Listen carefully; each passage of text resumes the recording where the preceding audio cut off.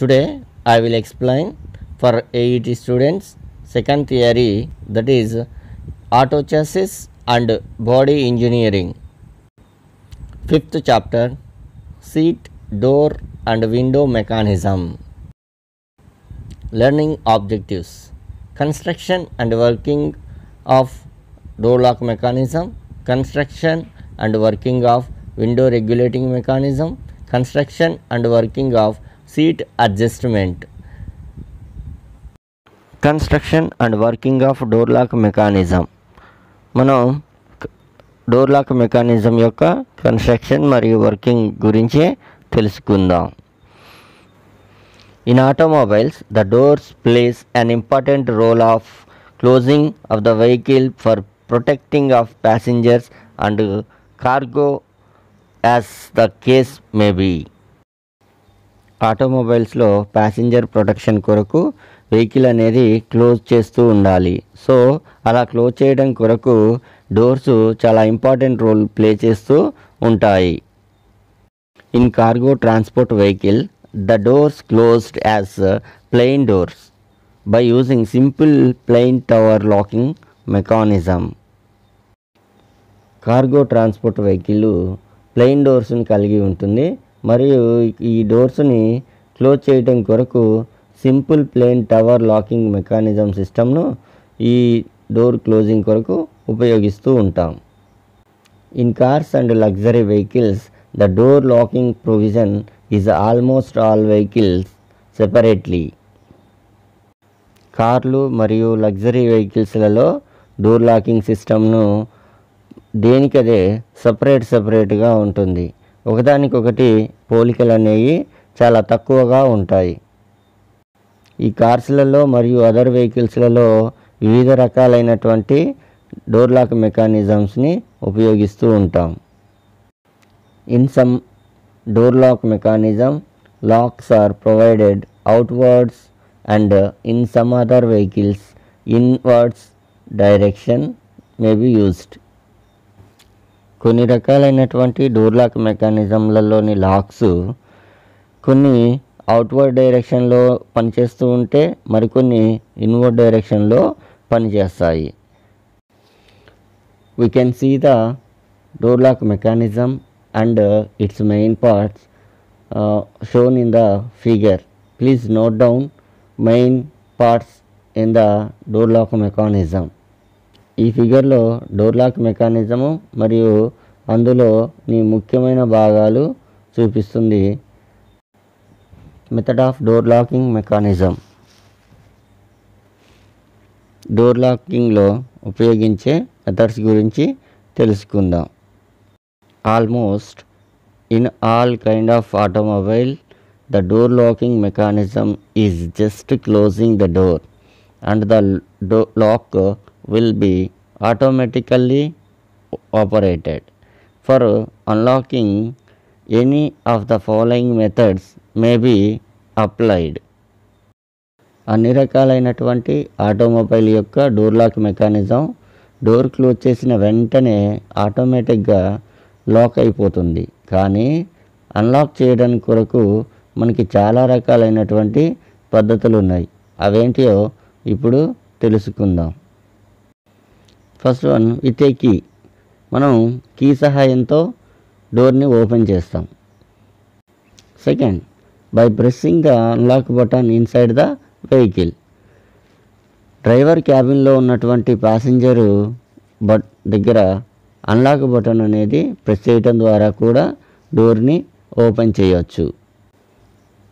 And by using a combination locks outside the door.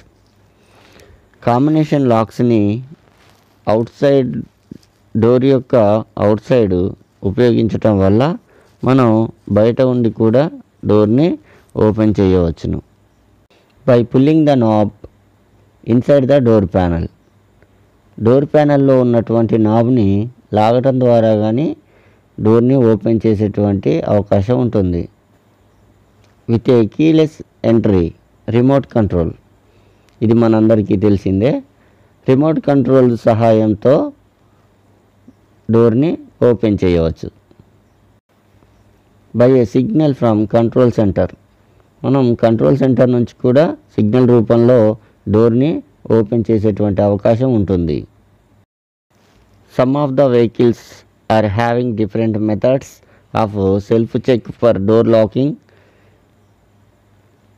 It will warn you if it is not properly locked by lighting the body light or beeping a horn etc.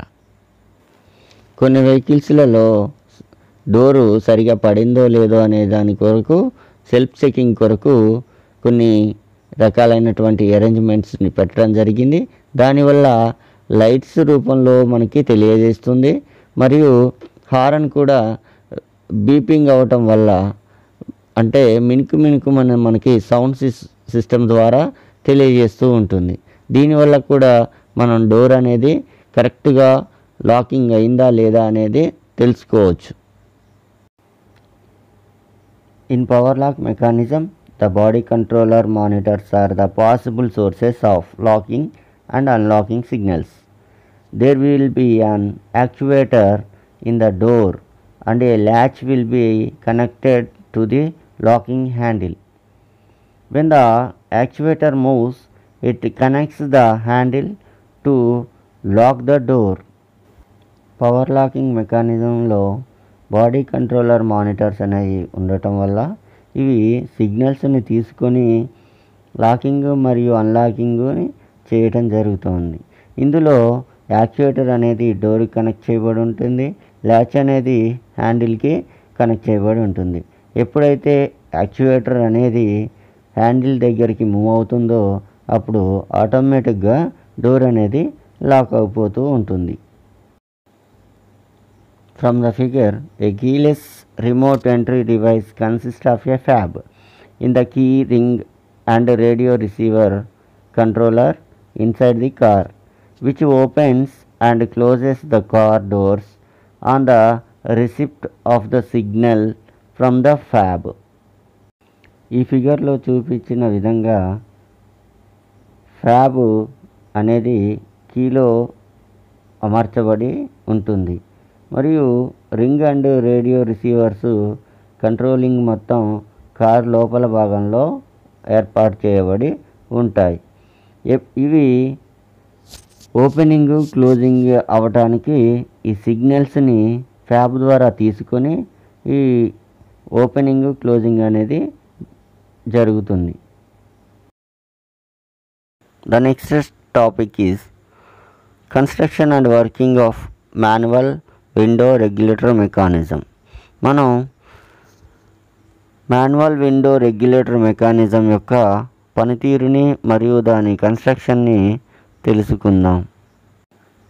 In cars and in some luxury vehicles the working glasses can be operated for opening and closing to some extent as per the necessity.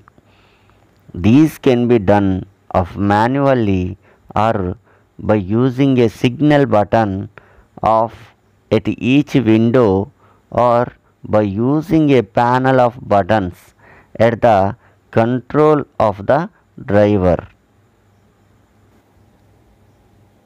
కార్లలో మరియు other luxury వెహికల్స్లలో working గ్లాసులని మన అవసరానికి తగ్గట్టుగా open చేసుకోవడం, close చేసుకోవడం మరియు మనకి కావలసినంత వరకు తెరచి ఉంచుకోవడం అనేది జనరల్గా చేస్తూ ఉంటాం.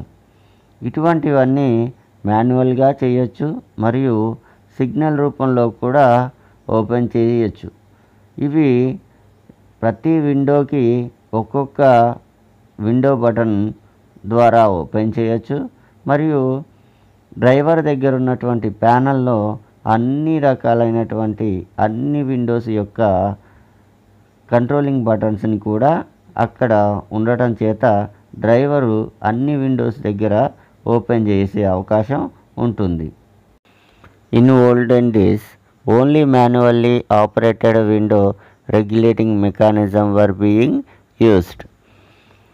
సర్వసాధారణంగా పాత కాలంలో అంటే అంబాసిడర్ మరియు మారుతి, జెన్ను ఇటువంటి కార్లలో జనరల్గా మాన్యువల్ ఆపరేటింగ్ విండో రెగ్యులేటింగ్ మెకానిజంనే ఉపయోగించేవారు. ఇప్పుడున్నంత టెక్నాలజీ లేదు కాబట్టి అక్కడ మాన్యువల్గా ఆపరేట్ చేసుకునే అవకాశమే ఉండేది. అంటే మనమే చేతితో తిప్పి దానిని సెట్ చేసుకోవాలన్నమాట. మనకి ఎంత కావాలో అంతవరకు అక్కడ ఉన్నటువంటి ప్యానల్ బోర్డులో ఉన్నటువంటి లివర్ని తిప్పటం ద్వారా మనకు కావాల్సినంతవరకు విండోని తెరచి ఉంచుకోవచ్చు. There will be handle inside the door to regulate it. These can be operated manually by rotating the handle to the extent required. There will be a wheel inside the door panel which is connected to the handle. ఇంతకుముందు చెప్పిన విధంగా handle అనేది door లోపల వైపు ఉంచబడుతుంది. అది మాన్యువల్గా operate చేస్తూ ఉండాలి. దానిని తిప్పటం ద్వారా మనకి ఎంతైతే విండో గ్లాసు పైకి కానీ క్రిందకి కానీ మన అవసరానికి తగ్గట్టు ఏ లెవెల్లో కావాలనుకుంటున్నామో ఆ లెవెల్లో ఉంచుకునే అవకాశం ఉంది. మరియు ఒక వీల్ అనేది డోర్ ప్యానల్లో కనెక్ట్ చేయబడి ఉంటుంది. మనం ఎప్పుడైతే హ్యాండిల్ని తిప్పుతూ ఉంటామో లోపల వీలు కదలటం ద్వారా స్లైడింగ్ అనేది జరిగి విండో అనేది పైకి కానీ కిందకి కానీ మూవ్ అవుతూ ఉంటుంది. Our next topic is construction and working of power window regulator mechanism. మనం నెక్స్ట్ తెలుసుకోబోయే టాపిక్ ఏంటంటే పవర్ విండో రెగ్యులేటర్ మెకానిజం ఎలా వర్క్ చేస్తుంది మరియు దాని కన్స్ట్రక్షన్ ఏంటి అనేది తెలుసుకుందాం. In modern days the window regulating mechanism are being operated with power. By using the switches, the height of the closing and opening of window glasses can be regulated. It is operated with electricity from the battery. In some cars, these can be operated with remote control. In present days, the window regulating mechanism అనేది power సహాయంతో operate చేయడం జరుగుతుంది. ఇవి switches ద్వారా జరుగుతుంది. మనకి glass క్రిందకి వెళ్ళాలన్నా పైకి వెళ్ళాలన్నా స్విచ్ ద్వారానే కంట్రోలింగ్ అనేది జరుగుతుంది. ఈ కంట్రోలింగ్ మొత్తం బ్యాటరీ యొక్క ఎలక్ట్రిసిటీ సహాయంతో జరుగుతూ ఉంటుంది. మరియు మరికొన్ని కార్లలో అయితే రిమోట్ కంట్రోల్ సహాయంతో కూడా ఈ గ్లాసుల్ని ఆపరేట్ చేస్తూ ఉంటాం. And next our topic is construction and working of seat adjustment mechanism. తర్వాతగా మనం సీట్ అడ్జస్ట్మెంట్ మెకానిజం గురించి మరియు దాని వర్కింగ్ కన్స్ట్రక్షన్ గురించి తెలుసుకుందాం. In automobiles, the seat adjustment plays an important role in almost all kind of vehicles. The seat should be in proper manner for comfort sitting as per the requirement of the operator. అన్ని రకాల ఆటోమొబైల్స్లలో seat adjustment mechanism అనేది చాలా important role play చేస్తూ ఉంటుంది. ఎందుకనగా operator driving చేసేటప్పుడు తను seat కంఫర్ట్గా ఉన్నప్పుడే డ్రైవింగ్ అనేది మంచిగా చేయడం జరుగుతుంది. అలాగే ప్యాసింజర్ కూడా సీటు కంఫర్ట్గా ఉన్నప్పుడే జర్నీని ఎంజాయ్ చేస్తూ కంఫర్ట్గా హ్యాపీగా ఫీల్ అవుతూ ఉంటారు. The space between the seat and operation pedals like accelerator, clutch, brake, etc. should be in a proper manner that the operator can reach them, and it should be as long as possible. Driver కూర్చున్న సీటుకి మరియు operation pedals అయినటువంటి accelerator, clutch, break etcetera ఇవన్నీ డ్రైవర్కి possible డిస్టెన్స్లో ఉండేటట్లుగా చూసుకుంటే better. So so అందువల్ల సీటుని ముందుకి వెనక్కి అనుకొని డ్రైవర్ కంఫర్ట్గా వీటి మధ్య డిస్టెన్స్ కరెక్ట్గా ఉందో చెక్ చేసుకొని డ్రైవింగ్ చేయటం మంచిది. If the operator is tall, the seat can be moved to and from the front dashboard. Its height also can be increased or decreased as the case may be. ఫిగర్లో చూపించిన విధంగా vehicle యొక్క front డాష్బోర్డ్కి మరియు సీట్కి మధ్య డిస్టెన్స్ని check చేస్తూ కూర్చోవాలి. మరియు operator ఒకవేళ పొడవైనటువంటి ఆపరేటర్ అయితే సీటుని కాస్త వెనక్కి జరుపుకొని కూర్చోవాలి. ఎందుకంటే లేకపోతే తన మోకాళ్ళు ఫ్రంట్ డాష్బోర్డ్కి తగిలే అవకాశం ఉంటుంది కాబట్టి. In buses, the height comfort, the passenger seat in the adjusted according to the requirements. These can be adjusted like an easy chair for comfort sitting or even for sleeping also.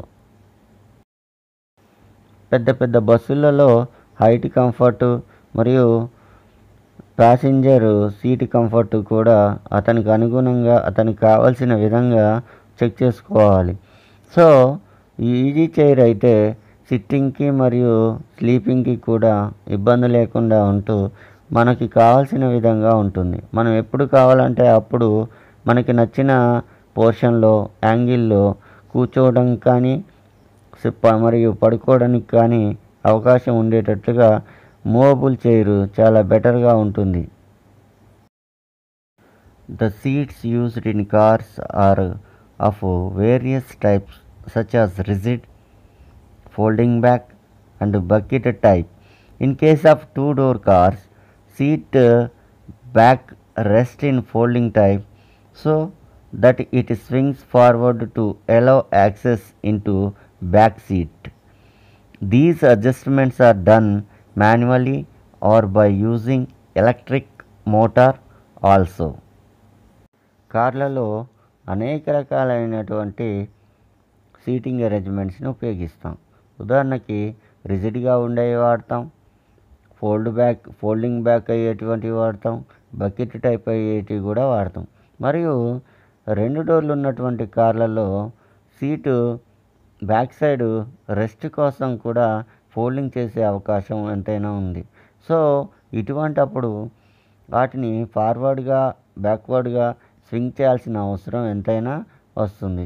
So ఇటువంటి కేసులలో మనం ఆ swing చేసేటి కానీ ఆ సీట్ని back side adjust చేసేటప్పుడు కూడా మనం జనరల్గా 2 రకాలైనటువంటి ప్రాసెస్ని ఉపయోగిస్తాం.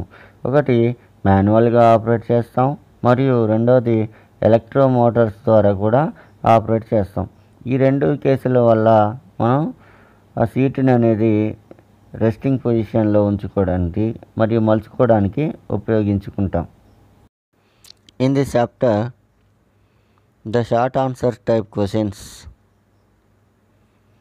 What is the purpose of window regulating mechanism? And second one, how many types of door locking mechanisms are there? And third one is, what is the necessity of seat adjustment? These are the 3 short answer type questions, and one long answer type question is there. Briefly explain manual and power of operating window regulating mechanism. These are the 4 questions are important in this chapter. ఈ చాప్టర్లో కూడా మనకి ఇంతకు ముందు ఉన్నటువంటి చాప్టర్ల వల్లనే short answer type questions మరియు లాంగ్ ఆన్సర్ టైప్ క్వశ్చన్స్ 2 కూడా ఇవ్వడం జరిగింది. ఇందులో ముఖ్యంగా important questions short answers type క్వశ్చన్స్లో 3 మరియు లాంగ్ ఆన్సర్ టైప్ క్వశ్చన్స్లో 1 ఇవ్వడం జరిగింది. అందులో first one, what is the purpose of window regulating mechanism? Window regulating mechanism అనగానేమి, దాని యొక్క పర్పస్ ఏమిటి? రెండవ క్వశ్చన్లో how many types of door lock mechanisms are there? Door locking mechanisms ఎన్ని రకాలుగా ఉంటాయి, అవే ఏంటి? మరియు మూడో క్వశ్చన్లో సీట్ అడ్జస్ట్మెంట్ ఉపయోగం ఏంటి? అసలు సీట్ అడ్జస్ట్మెంట్ అవసరం ఏంటి? ఎందుకు సీట్ అడ్జస్ట్మెంట్ మెకానిజాన్ని మనం ప్లేస్ చేయాలి ఆటోమొబైల్స్లో? ఈ 3 స్మాల్ ఆన్సర్ క్వశ్చన్స్గా ఇవ్వడం జరిగింది. మరియు లాంగ్ ఆన్సర్ క్వశ్చన్ ఒకటి ఇచ్చారు. అది మాన్యువల్ మరియు పవర్ విండో ఆపరేటింగ్ మెకానిజం గురించి వివరించాలి. ఇందులో మాన్యువల్ విండో మెకానిజము మరియు పవర్ విండో మెకానిజము ఈ రెండింటిని కలిపి ఆన్సర్ చేయాల్సి ఉంటుంది. ఇది కొంచెం గమనించాల్సినటువంటి అవసరం ఎంతైనా ఈ క్వశ్చన్కి ఉంది. మిమ్మల్ని కన్ఫ్యూజ్ చేసే విధంగా ఉండటం జరిగింది. సో మీరేమీ కన్ఫ్యూజ్ కాకుండా వీటిని క్వశ్చన్స్ని అర్థం చేసుకొని దానికి తగిన ఆన్సరు ఇచ్చి మంచి మార్కులు సాధించాల్సిందిగా కోరుకుంటున్నాను. All the best, one and all.